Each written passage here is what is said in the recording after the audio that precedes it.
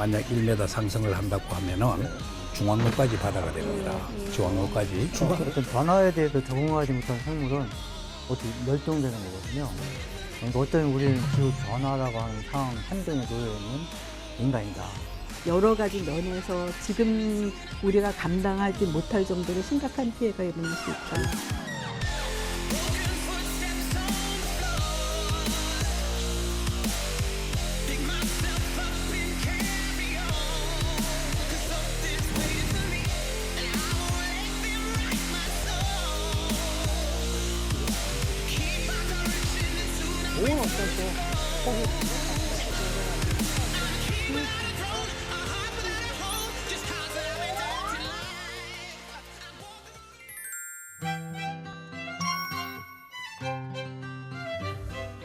이렇게 아이고 잘 부탁드릴게요. 제가 잘 부탁드립니다. 바쁘세요 요즘 많이? 네, 많이 바빠요. 네. 세팅이 된 지는 오늘 한 3분 정도 더 오신 것 같습니다. 5분이 토론하는 거예요. 아무래도 뭐 기후 변화 전문가 뭐 이런 분들이 오실 것 같은데. 그러니까 하여튼 오늘 오신 분들이 정말 기대됩니다. 네, 피디님 언제 오셔요? 딴데 저희만 나도 어디 딴데 가신 것 같은데. 우리한테 좀 마셔야 되겠네. 그러니까 저도 좋네요. 따뜻한 방송 물. 여러 군데서 해봤습니다. 카메라만 놔도 스태프들이 다 그렇죠. 사라져버리는 경우. 이거 방송 나가나 보겠네.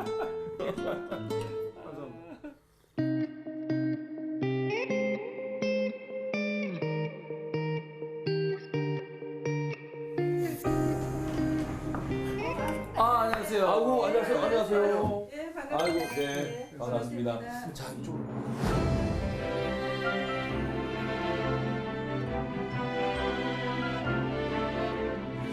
앞에 기후 에이펙 기후센터. 기후센터. 예, 센터텍. 원장. 예, 그러니까 에이펙이라고 아시아 태평양 그 네네. 경제협력기구 네. 거기에 그 한국 정부에서 기후에 관련 그 정보를 서비스해주기 위해서 만든 그런 기구입니다. 야, 지금 부산에 있고요. 부산에. 네네네. 네. 오십시오. 네. 아유 반갑습니다. 반갑습니다.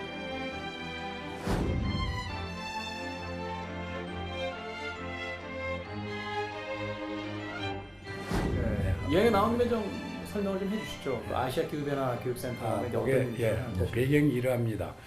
이 기후변화 우리나라에서 대응 전략이 국가 전략이 있어요. 네. 그래서 이제 제주도를 기후변화 대응 시범도로 지정을 했습니다. 네. 그렇게 해서 이제 그 61개 프로젝트 중에 교육도 필요하다. 이렇게 해서 이제 교육센터. 아시아 기후변화 교육센터로. 예. 한 분이 더 이야기가 한참 진행되셨는데. The only sound. Throw my fears all to the ground. Will you hold me? Will you serenade me with the song you used to 제주에서의 play? 어떤 기후변화들을 어떤 실제적으로 우리가 이렇게 부딪히게 되는 뭐 동물이라든지 곤충이라든지 이런 어떤 생물들을 통해서 경험하게 될 때가 있나요? 아, 그럼요. 굉장히 많죠. 이 곤충은 변온동물이에요. 온도에 따라서. 곤충이 변온동물이죠. 아, 그럼요. 가장 오늘 처음 알겠네요. 온도에 가장 민감하죠. 아, 그렇죠. 온도가 따뜻하면 빨리 자라요. 한 세대가 빨라지는 거죠. 그래서 열대에 가면 이렇게 곤충들이 좀 큰 곤충들도 많고. 진짜 미국 가서 놀란 게 네, 열대 지금 바퀴벌레가 얼마나 우리나라에 봤던 바퀴벌레가 아니야. 아니 많은 곤충이 있고 우리나라- 아니 그래서 놀랬던 거예요. 나중에 미래 식량이 되니까. 그러네. 어쨌든 그 단백질 고구마를 이제 곤충을 연구하는. 어쨌든 그래서 제가 이제 그러니까 화살깍지벌레라고 하는 해충이 있어요. 네. 그의 발생 시기를 우리나라 그 기상 측정 시점부터 지금까지 시기를 언제 처음 나오는지 그 기상 자료를 가지고 세무를 해보니까 거의 한 달 차이가 나요. 그 차이가. 그렇죠. 그러니까 한 달이라는 것은 농민 입장에서 보면 벌써 한 사이클이죠. 기상이라든지 기후에 따라서 그런 것도 굉장히 많이 일어나고 있습니다. 네. 농가는 모르고 벌써 지나간 지도 모르고 뒤에 이제 방지를 하거든요. 벌써 이제 제주 경우에는 일일 평균 온도가 5도 이하인 날이 36일이 없어져 버렸어요. 네. 한 번만 그래도 제일 좌장이신 것 같아서 먼저 떠주시면. 네, 감사합니다. 이제 네, 잘 먹겠습니다. 제주도가 어떤 의미에서 보면은 제주도에서 겪는 일을 우리 육지에서 다 겪게 앞으로 될 것이다 하는 그런 생각에서 보면은 기후 변화의 어떤 환경 같은 예. 지역이라 이렇게 모델 연구를 하기 예. 가장 적합한 예. 지역이 아닌가. 그런 것도 네. 있고 네. 또 하나는 네. 제주도는 예전부터 산이나 산도 있고 들도 있지만 또 바다로 해서 기후의 영향을 엄청 많이 그럴 것 받잖아요. 그러니까 가장 기후 변화에 또 민감하신 거예요. 그런 면에서 보면은 제주도에서 시작하는 것이 어떻게 보면 당연한 것이 아닌가 하는 그런 생각도 또 저희가 생각해 보면 그 여러 가지 산업 구조 자체가 기후하고 굉장히 좀 밀접해 그럼요. 예. 그럴 것 영향을 같아요. 주고받는 산업들이잖아요. 뭐 가장- 농업이 또 많이 발달해 있고. 그래서 기후 관련 국가 연구소나 이런 네. 센터 제주도에 많이 와 있잖아요. 네네네.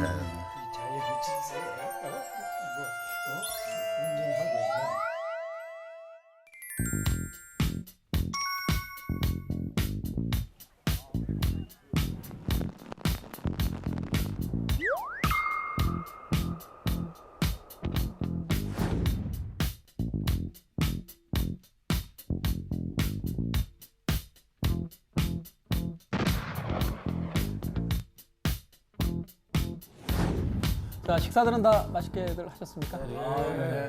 모처럼도 제주도 와서 제주도 전통 이제 한정식 먹고 나니까 힘이 좀 나요. 네. 이 힘 났을 때 빨리 얘기하자고. 네.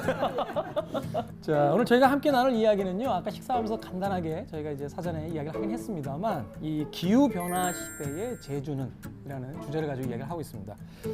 먼저 여기서 용어를 좀 정리를 해야 될 것 같아요. 저는 사실 오늘 이제 진행을 맡고 나서 사전을 좀 찾아보고 오긴 했습니다. 하여튼 공부하는 우리 MC야 오늘. 네네. 기후가 있고 이제 뭐 기상, 기상이변이다, 기후 변화다 이런 이야기를 그렇죠. 하는데 네. 기후는 뭐고 기상은 뭔지 좀 간략하게만 좀 누가 정의를 좀 제가 아주 간단하게 설명을 드리면 날씨는 기분이고, 그러니까 기상은 기분이고, 기후는 성격, 그리고 기후 변화까지 얘기한다 그러면 성격 변화 그렇게 얘기를 하거든요. 이렇게 얘기할 수 있겠네요. 그럼 기상이변이다 이러면 저 친구 오늘 왜 저래? 왜 갑자기 화를 내고 그래? 이렇게 그냥 기분이 갑자기 달라진 거고. 그렇죠. 그럼 그거는 기후가 안 좋아. 이거하고 같은 건가요? 기후가 안 좋아는 성격이 안 좋아죠. 아 기후 변화는 그럼 기후 변화는 이런 거네요. 저 친구 성격 변했어. 그렇죠. 그 다음에 오는 말이 또 있죠. 사람이 성격이 변하면 어떻게 된다? 그런 말이 옛날 말이 또 있지 않습니까? 이런 이야기가 저희 오늘 기후 변화 가지고 이야기해야 되는데 시작과 동시에 바로 그 이야기 해주셔서 저는 이제 배웠을 때 기후라는 것은 아주 장기간에 걸쳐 생긴 그렇죠. 어떤 그 독특한 상태 예. 이렇게 배웠거든요. 예. 네. 그러니까 서울의 기후, 제주의 기후라는 말이 있었는데 이제는 뭐 2010년대 제주의 기후 이런 말을 써야지 그 기후가 1950년대 제주의 기후랑 다르다는 얘기죠. 사실은. 예. 날씨의 한자 말이 기상입니다. 날씨야. 그렇게 기상이나 날씨나. 그러니까 옛날 뉴스에 보면 우리 어렸을 때만 해도 오늘 기상에 대해서 말씀드리겠습니다. 기상 통보관. 그렇죠. 김동관 통보관. 그러니까 하루하루의 날씨를 가지고 일기라고 그래요. 그러면 풀해 주시니까 딱 그냥 네, 귀에 들어오네요. 네. 그래 이 하루하루의 기상 상태가 날씨 상태가 이게 수백만 년 지속이 되면 특정 지역의 평균 날씨가 형성이 되지요. 그것이 기후라는 것은 특정 지역의 장기간에 걸친 평균 날씨예요. 이렇기 때문에 기후 변화라는 것은 그 평균 날씨가 바뀌었다라는 거죠. 최근에 우리가 이제 기후 변화라는 단어를 많이 씁니다. 그죠? 근데 이제 여기에 대해서 이제 두 가지 입장이 있는 게 실제로 여러 가지 어떤 요인에 의해서 최근에 그러니까 우리가 지구와 지역의 성격과도 같은 기후가 갑자기 변하기 시작했다. 이렇게 주장하는 사람들이 있고 뭐 소수이긴 합니다만 몇몇 분들은 아니다. 과거에도 주기적으로 이런 게 있었는데 최근에 이것이 이제 말하자면 그 관측을 하고 있어서 갑자기 변하는 것처럼 보인다라고 하는데 그렇다면 기후 변화라는 것이 예전에도 있었습니까? 학문에서 그게 상당히 논쟁을 하고 있습니다. 그래서 이제 주류, 비주류로 나누어요. 주류라는 것은 이제 기후변화는 이걸 실체다, 진정한 실체다. 비주류는 이게 여기에 대한 회의론자들입니다. 뭐 온도 상승이다, 해수면 상승이다. 이게 확실한 어떤 과학적인 데이터가 아니라는 겁니다. 지구 역사상의 기후가 계속 변해왔던 건 사실이고, 그리고 과거에 또 보면 한 100만 년 동안의 빙하 시대 동안에도 계속 변화했는데, 그 가장 지금 현재 일어나고 있는 변화와의 큰 차이는 뭐냐면 얼마나 짧은 시간에 변했는가 하는 것이거든요. 그래서 예를 들어서 예전에 뭐 빙하 시대 같은 경우에 뭐 1000년 또는 10,000년 사이에 변화했던 그런 변화가 지금은 뭐 100년, 200년 사이에 일어나고 있으니까 이런 그 관측 자료들을 할 때는 여러 가지 과학자들이 여러 가지 조건들을 다 분석을 해보는데, 근데 그래서 기상청이 있는 거 아니에요? 이렇게 기상 관측을 해서 예측을 해주고 하는데 요즘 맞질 않아요. 뭐 정말 작년만 해도 국지성 호우로 날씨 좋았는데 갑자기 비 와서 비 맞고. 그 심지어 이제 우리가 하는 얘기는 뭐냐면, 야, 기상청 그 직원들 단합대 하는데 그날 비 왔다더라. 야외에서 하는. 그런 얘기도 있을 정도로. 근데 왜 이렇게 기상 관측이 잘 안 되는 거예요? 이게, 제가 그 생각하기에는 왜냐하면은 저는 사실 기상청을 제가 그 다녔었기 때문에 그 얘기 들으면 지금 굉장히 아니 그건 아니고 그건 아니고 말씀하셨는데요. 근데 이제 보면은 말씀드렸던 것처럼 예전에는 그날 비가 왔는지 안 왔는지를 가지고 맞았다 틀렸다 생각하셨다 그러면 지금은 아침 9시에 비가 왔는지 안 왔는지를 가지고 이제 얘기를 하시는 거예요. 그러니까는 그만큼 사회적인 요구가 굉장히 커지고 있다. 그런데 그 일기예보를 하기 위해서 여러 가지 이제 방법을 동원하는데, 물론 슈퍼컴퓨터가 그 수단 중에 하나이긴 합니다. 그런데 그런 그 예보를 할 때에는 사실 우리나라 같은 경우에는 서해 쪽에는 관측이 안 되거든요. 배나 이런 것들을 동원해서 관측을 한다든가 이런 것도 해야 되고 하니까 어려운 점이 있는데, 그냥 제가 드리고 싶은 말씀은 기상청 직원들이 그거를 극복하기 위해서 열심히 일하고 있으니까 예, 잘할 때에도 칭찬을 해주십사 하는 그런 부탁을 드립니다. 저는 기상청 편을 들 수밖에 없는 게요. 우리나라에서는 그래도 이 어플을 가지고 보면 몇 시에 비가 오고 몇 시쯤 흐려지고 다시 맑아지고가 많이 맞는 것 같아요. 거의 시간 단위로 정확한데, 제가 얼마 전에 대만 갔었거든요.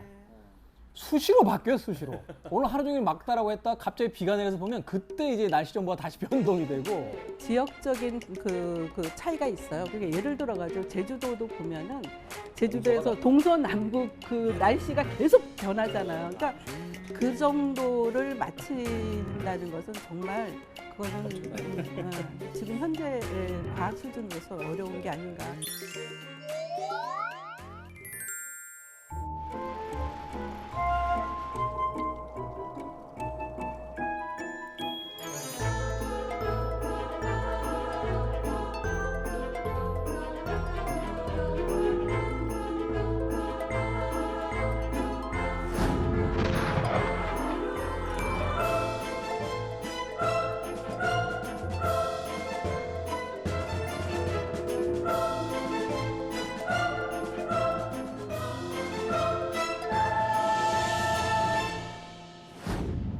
자, 오늘 제목이 기후변화 시대의 제주는입니다. 앞서서 이제 기후변화에 대한 이야기를 했었는데요. 우리가 이제 기후변화를 느끼게 되는 여러 가지 어떤 일들이 있거든요.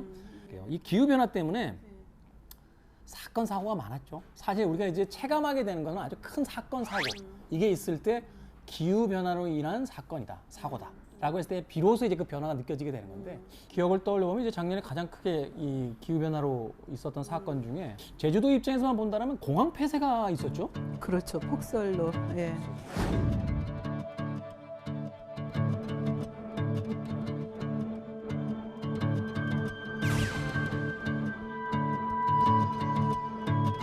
작게는 정말 저는 에어컨을 안 틀어요. 정말 작년에는 에어컨 틀고 살았던 것 같아요. 저는 튼 정도가 아니라 샀습니다.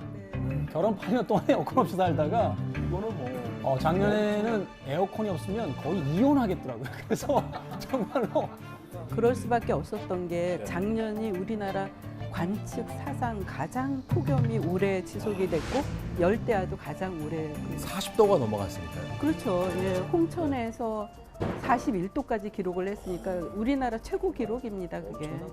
폭염도 중요하지만요. 작년에 사실은 4월 중순부터 5월까지 비가 왔다 그랬잖아요. 그러던 감귤에 아주 병해충에 제주도에 큰 영향을 미쳤어요. 네. 그래서 금년도 감귤에 보면 이렇게 상처가 나서 네. 딱정해지는 게 굉장히 많아요. 맞아요. 그래서 개화기 때 이제 꽃잎이 이게 건조하면 자동으로 땅으로 떨어지거든요. 근데 습하니까 꽃잎이 이제 가지에 붙어 있어요. 가지에 붙어 있으면 거기에는 곰팡이가 생기거든요. 농산물의 어떤 상태만을 봐도 기후 변화가 어떻게 진행이 됐는지를 우리가 또 알 수 있는 거군요. 시각적인 피해가 오는 거죠. 농가들한테는. 세계적으로도 사실 이런 변화들이 많이 있었잖아요. 그래서 혹시 기억나는 거 어떤 뭐 있으시면 한번. 일단은 저는 엘니뇨 네. 이 현상이 네. 제일 컸던 것 같아요. 그 전에는 좀 태풍 하면은 조금 천천히 오고 언제 오고 아는데 이거 수시로 뭐 엘니뇨 현상으로 작년 같은 경우도 보면은 뭐 말하자면 13호가 오면 14호는 좀 있다 오는데 13호, 14호가 같이 붙어서 온다거나 네. 뭐 이런 경우도 굉장히 많지 않았어요. 뭐 산불, 캘리포니아 이렇게 산불 건조해요. 재앙이죠, 재앙. 저희 가족들이 거기 있어서요. 거기 정말 집 앞에까지 왔는데 피했다가 마침 이제 거기서 끝나서 네네. 네. 그런 것도 있고 저는 기억이 나는 게 가까운 일본에서 태풍 제비가 들어가면서 그때 일본에서 엄청난 호우가 와가지고 산사태로 사람 굉장히 많이 그때 사망한 거 기억하거든요. 그리고 뭐 물론 일본, 중국, 한국 할 거 없이 동아시아 지역 그다음에 뭐 유럽도 마찬가지인데 사실 폭염 때문에 작년에 굉장히 여러 가지 그런 피해 사례가 발생했었던 것 같거든요. 그래서 그런 거 보면은 기후 변화가 지금 우리가 제주도 얘기하고 그리고 우리나라 얘기했지만 사실은 전 세계에서 일어나고 있는 그런 상황이다 하는 거를 그런 생각이 드네요. 그런데 다른 측면에서 보면은 저는 이 간혹 이 기후 변화가 죄 없이 혐의를 너무 많이 뒤집어 쓰는 경우도 있지 않나 이런 생각이. 이제 변론하시는 입장에서 왜냐하면은 태풍이 뭐 제주도에 두세 번 오다가 5, 6번 왔다. 또 큰 재재난이 생겼다. 이러면은 뭐 또 기후변화 갖고 계속 연결지어서 얘기할. 그러면은 기후변화가 원인이라는 얘기지 않습니까? 우리가 어떤 하나의 현상이라는 거는 굉장히 다양한 요인이 작용을 해갖고 하나의 결과가 나타나는 거거든요. 우리가 무슨 나쁜 짓을 하더라도 성격, 교육 수준, 경제 사정 그러나 성격이 미친 영향, 네. 교육 수준이 미친 영향, 가난이 미친 영향이 다르단 말이죠. 그렇게 엄밀하게 분석을 하게 되면은 기후변화가 미친 영향이 어느 정도고 딴 요인이 미친 이게 복합적으로 일어나는 거거든요. 예. 현상을 놓고 예. 기후 변화냐, 기상 변화냐, 예. 기상재해는 명확히 구분하기 또 어려운 것 같아요. 예. 기후 변화 자체가 원인이라고 그거 하나만이 원인이라고 하기보다는 기후 변화가 기존에 있던 그런 문제점에 같이 겹쳐서 나타나는 경우가 굉장히 많은 것 같아요, 사실. 자, 여기서 그러면 좀 본격적으로 이제 중심 질문으로 다시 한번 들어가 보겠습니다. 이 기후 변화가 왜 생기는 겁니까? 도대체 왜 생기는지 알아야 두 가지로 좀 요약이 됩니다. 하나는 이산화탄소설이라고 해서 산업화에 의해서 발생한 여러 온실가스에 의해서 지구가 더워진다. 하나는 이제 그 외부적인 그러니까 자연적인 순환에 의해서 그러니까 자연 주기설이라고 해야 되나요? 그것에 의해서 이렇게 흘러가고 있다. 두 가지 설이 가장 팽배한 것으로 보여요. 빙하가 오기 전에 전체 온도가 따뜻해졌다고 그럽니다. 이걸 간빙기라고 하거든요. 간빙기. 그래서 주기적으로 지금 간빙기에 온 것이다라는 거죠. 역사 배운 거. 예, 간빙기. 예. 이런데 이제 인위적 주장을 하는 사람들은 이제 온실가스 배출. 이거는 이제 우리가 결국은 풍요성과 이 생활의 편리성은 고도로 높인 것이죠, 이제. 이래서 인위적인 온실가스 배출이다 이러거든요. IPCC라고 들어보셨죠? 그 저기 기후 변화에 관해서 이제 보고서를 쓰는 데에서 나온 거를 보면은 가장 이제 중요한 것은 온실가스의 증가. 근데 온실가스라고 얘기하는 것은 기본적으로 이산화탄소가 가장 중요한 역할을 하고 있고 그다음에 메탄. 메탄은 이제 가축에서 많이 나오죠. 그다음에 이제 쓰레기나 이런 데서 나오고 그다음에 아산화질소라고 있는데 이 아산화질소는 뭐냐면 이건 비료를 많이 사용하면서 또 나오는 게 있습니다. 농업과 관련된 부분이 또 있죠. 그래서 이런 것들이 이제 증가를 했는데 어느 정도 증가했느냐면 이산화탄소가 예전에는 이제 그 0.03%였어요. 지구 그 저기 대기 중에 지금은 그게 0.04%가 넘었거든요. 그래서 아마 400 ppm이라는 게 그 얘기예요. 근데 2017년에 5.5 ppm이 됐다는 게 공식적인 값이거든요. 그러니까 거의 이산화탄소의 농도 자체가 예전 그 산업혁명 이전하고 비교했을 때 40% 이상 증가를 했어요. 그러니까 그만큼 올라갔다는 걸 우리가 관측 결과로 알고 있는 거고요. 제가 이제 재미난 실험을 하나 했어요.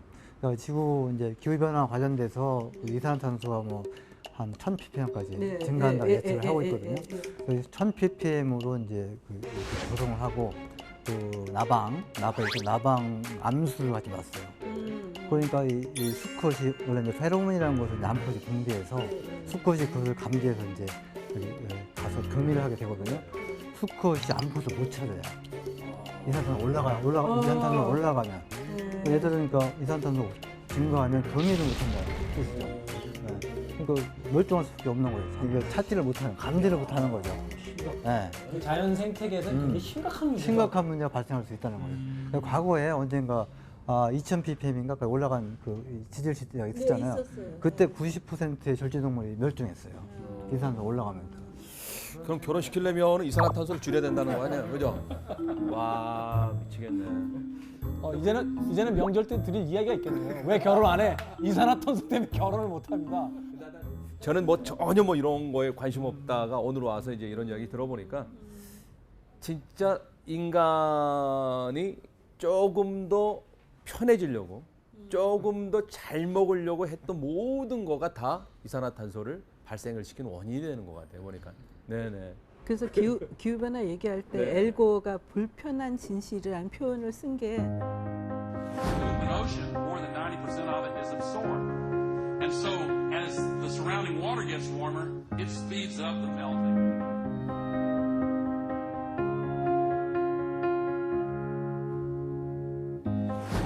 정말 전곡을 찌르는 표현이라는 생각이 들어요. 그러니까 우리가 정말 받아들이고 싶지 않지만 결국 다시 한번 우리를 되돌아보게 만드는 그런 진실인데 그 진실을 우리가 왜곡해서는 안 되고 그 외면해서는 또 안 된다는 생각이 듭니다. 진짜. 예.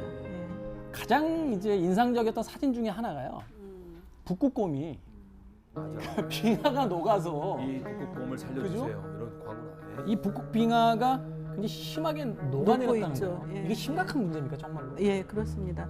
제 기억으로는 작년 그 여름 같은 경우에는 정말 그 북극의 그 빙하가 많이 녹아내렸기 때문에 이게 이제 아까 얘기했던 작년 겨울이 굉장히 추웠던 이유 중에 하나도 북극의 해빙이라고 얘기하죠. 바다에 있는 그 얼음이 많이 녹았기 때문에 그렇다고 얘기를 하는데 북극에 이제 보통 갇혀 있어야 될 찬 공기들이 북극이 따뜻해지면서 남쪽으로 나오고 그것이 작년 겨울에는 우리나라가 이제 추운 한파가 일어났던 그 원인이라고 이야기를 하거든요. 근데 반대로 그린랜드에서는 보면 그린랜드 굉장히 북쪽이지 않습니까? 그린랜드에서 2월 달에 온도가 영상이 나타난 거예요. 60시간 동안. 집에서 이런 거네요. 그러니까 냉장고가 문이 닫혀 있어야 되는데 이게 아이들이 냉장고 문을 자꾸 들락날락 이렇게 열다가 그 문이 열려버리면 안에서 찬 공기가 머물러 있어야 음식물들이 상하지 않는데 찬 공기는 바깥으로 다 빠져나오고 그래서 그 냉장고 앞에 온도는 떨어지고 냉장고 안에 온도는 올라가 버리는 이런 현상이 이제 벌어지고 있다. 그렇게 보시면 북극 그 얼음 빙하 녹음 현상을 이제 해수면 상승이나 이런 쪽으로 많이 해석도 하지만 실제 다른 측면을 이제 보는 사람 더 위험한 것이 얼음이 녹으면 이제 땅에 노출된단 말이에요. 땅에 노출되면 태양 복사량이 달라져요.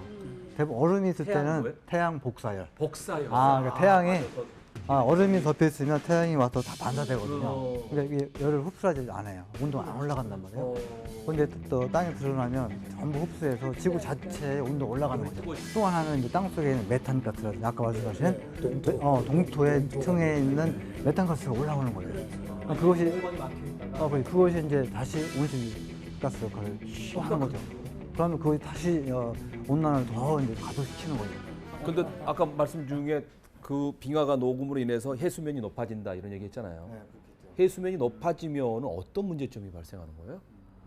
해수면이 높아지면 제일 먼저 생각할 수 있는 건 섬이 없어진다. 섬나라들의 경우에는 생활의 터전이 완전히 없어져 버리는 그런 상황이 되고 방글라데시, 방콕, 이렇게 태국 같은 데에는 거기에서 이제 식량 생산 못 하는 거죠. 왜냐하면 바다에 이렇게 잠기게 되면은 쌀 생산 많은 곳인데 아. 예, 그러면 식량 생산 같은 데도 하고 이 빙하가 녹으면은 1m 해수면이 상승할 경우에 세계 현재 거대 도시들이 뭐 뉴욕이다 런던이다 다 해변가에 있단 말이죠.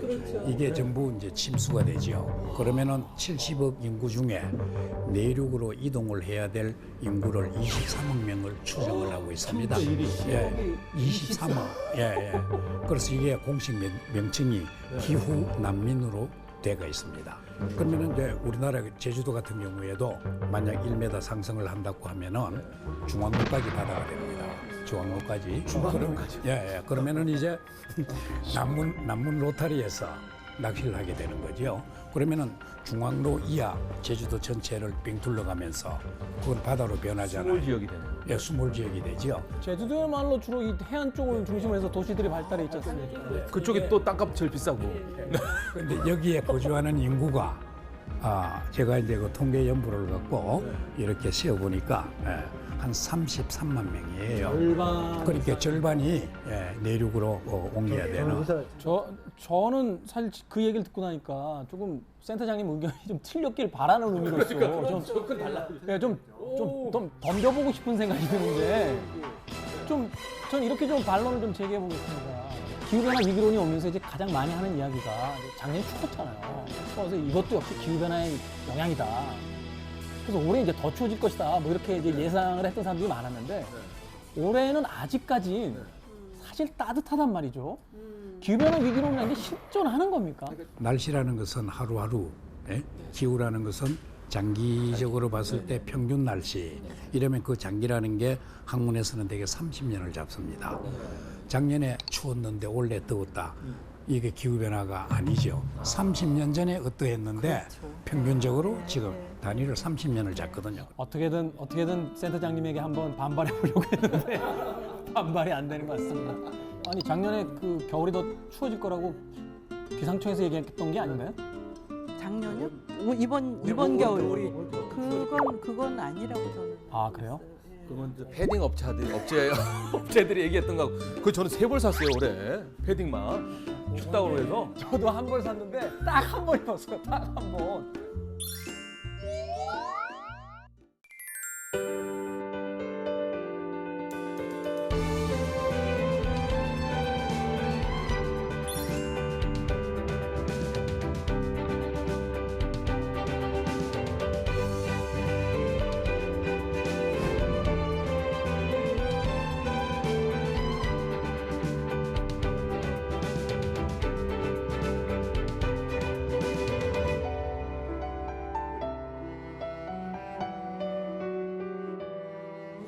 질문을 좀 바꿔보겠습니다. 기후 변화라는 게 이제 어쩔 수 없이 이제 우리가 당면한 현실적인 문제인 것 같습니다. 심각한 문제죠.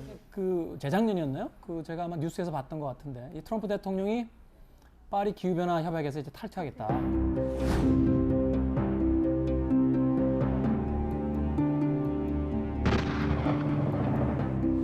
자국의 어떤 그 산업을 보호하기 위해서 뭐 자기는 탈퇴하겠다. 그 이야기를 해서 국제적인 어떤 공분을 좀 사기도 했습니다만.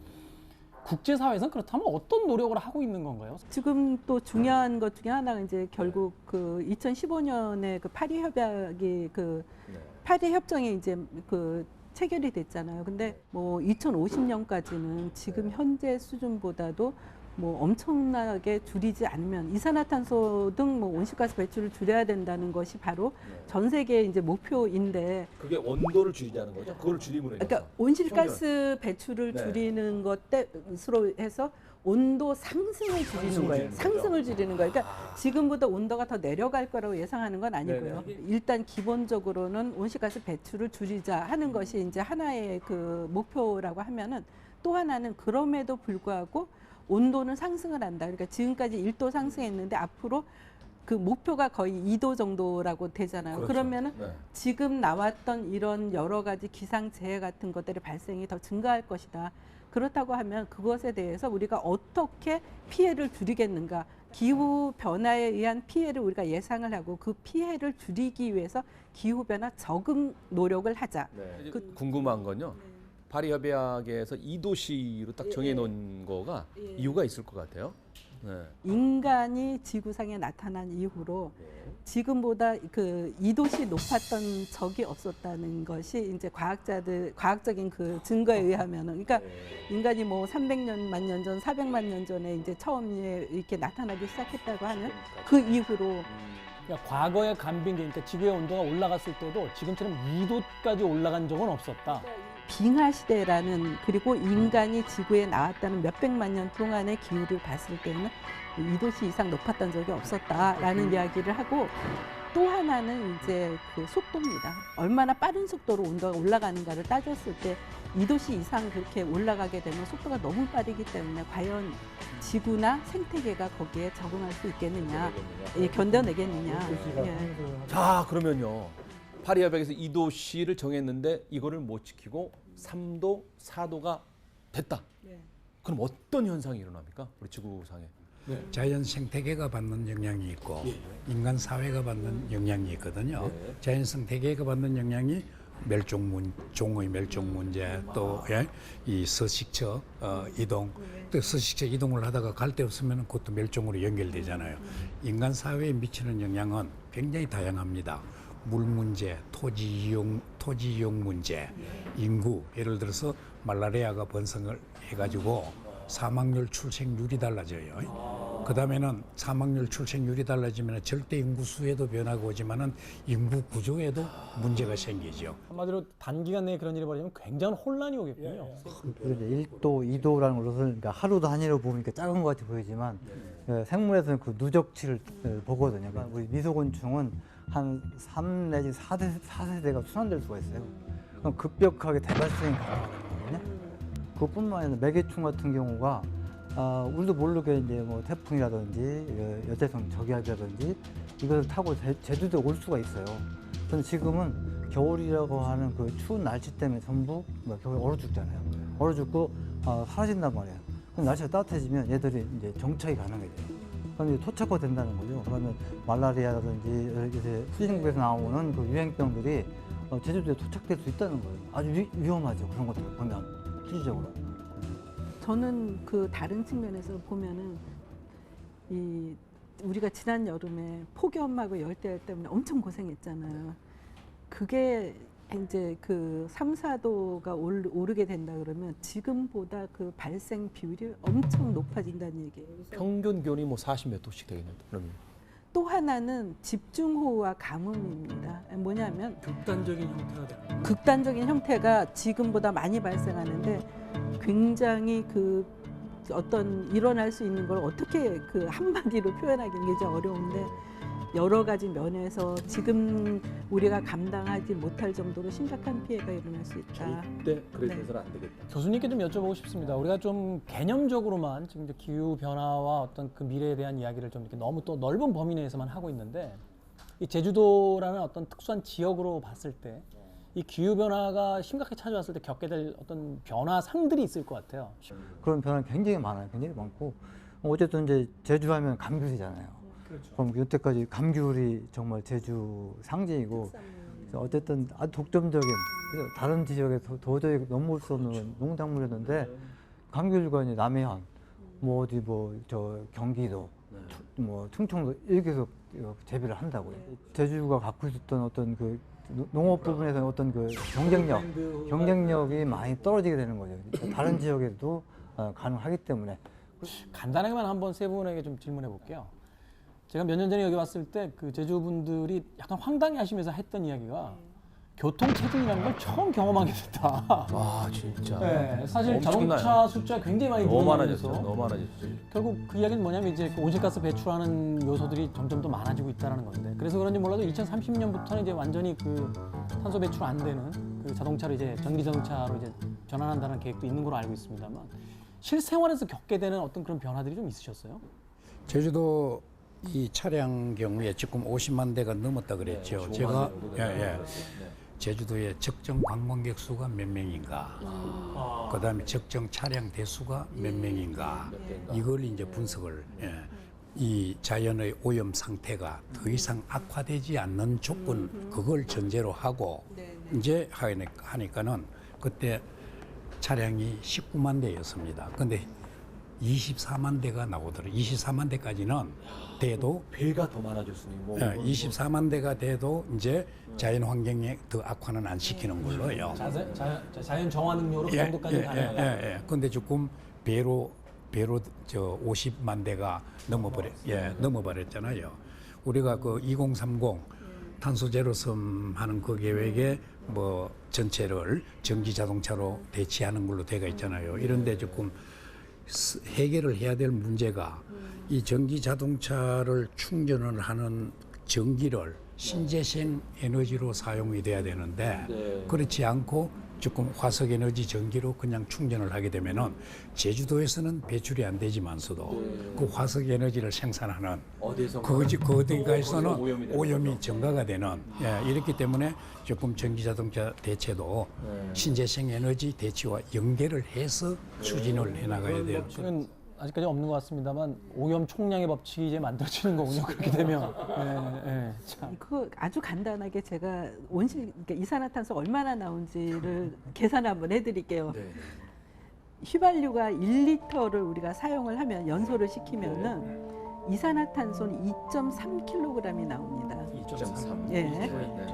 근데 만약에 내 차가 연비가 10km를 갈 수가 있어요. 리터당.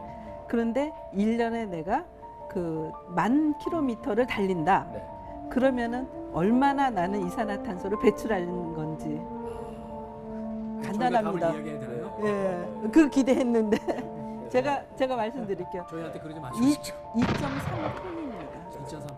예, 1인 그러니까는 10,000km를 달리는 자동차가 2.3톤을 그 배출을 한다는 얘기거든요.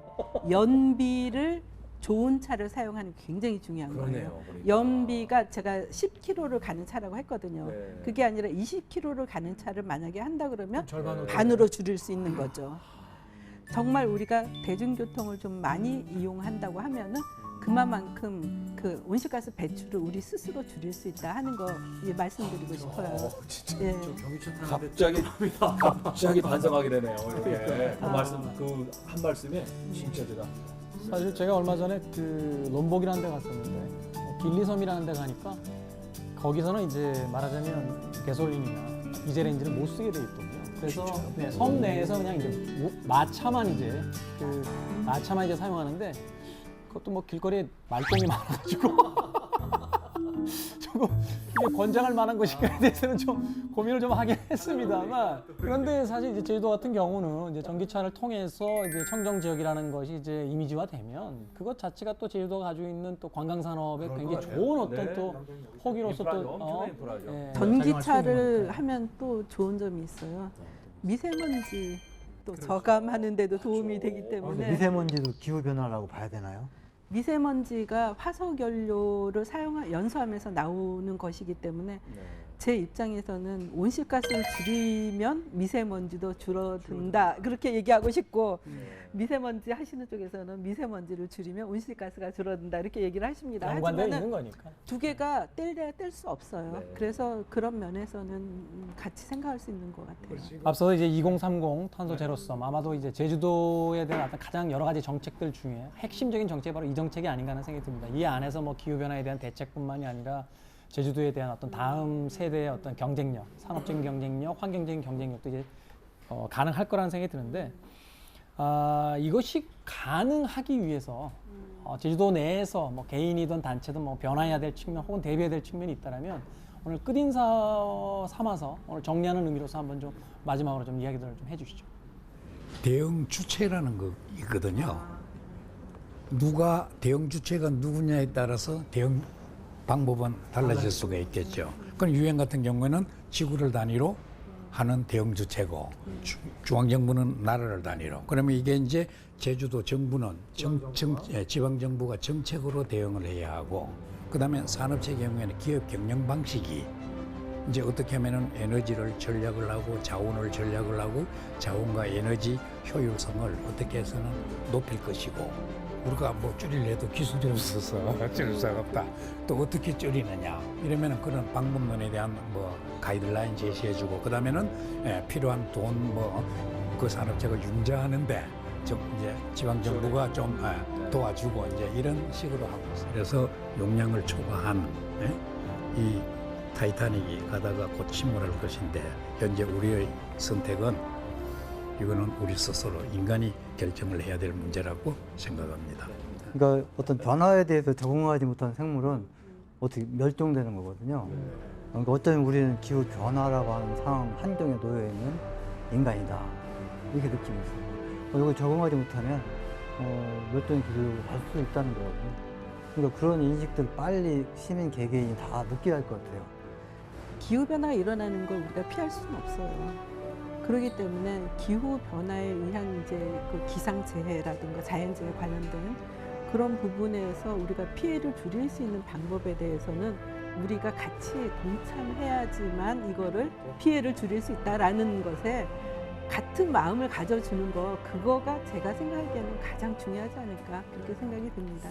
아까 저는 이제 사석에서 원장님이 미국의 영화 배우 디카프리오가 참 좋다. 그래서 왜 좋으신가 했더니 환경 문제 그렇게 그 유명한 사람이 나서서 한마디 해주는 거가 엄청난 영향력을 줄 수 있다라는 얘기를 듣고 그래서 제가 한국의 베카프리오가 돼서 제가 막 박수. 자꾸 언급하고 네, 홍보대사가 되도록 하겠습니다, 원장님. 네, 감사합니다. 영화 매트릭스에서요. 컴퓨터 프로그래머인 스미스온이 이런 이야기를 했다고 합니다. 인간은 포유류가 아니다. 인간은 바이러스다. 어떤 포유류도 자기가 살고 있는 환경을 파괴하지 않는다. 지구 입장에서 본다라면 인간은 바이러스에 불과하다.